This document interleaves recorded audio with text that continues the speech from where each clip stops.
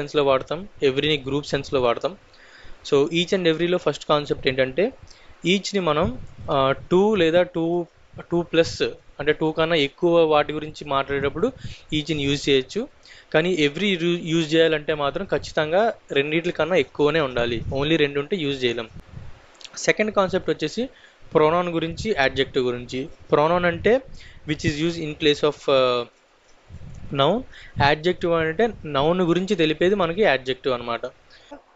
Each మనకి ప్రొనౌన్గా use అవుతుంది, యాడ్జెక్టివ్గా కూడా యూజ్ అవుతుంది. కానీ ఎవ్రీ మాత్రం ఓన్లీ యాడ్జెక్టివ్గా మాత్రమే యూజ్ అవుతుంది. అది మన సెకండ్ కాన్సెప్ట్.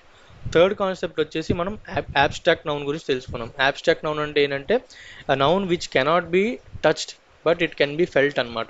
ఫెల్ట్ అంటే మనం లాఫ్టర్ని, హ్యాపీనెస్ని, లవ్ని, పోవర్టీని ఇవన్నిటిని మనం టచ్ చేయలేం, కానీ మనం ఫీల్ అవ్వగలుగుతాం అనమాట.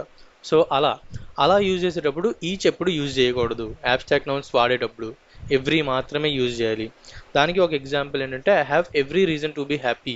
I have every reason to be happy correct అవుతుంది. I have each reason to be happy తప్పు అవుతుంది అనమాట. నెక్స్ట్ వచ్చేసి మన ఫోర్త్ కాన్సెప్ట్.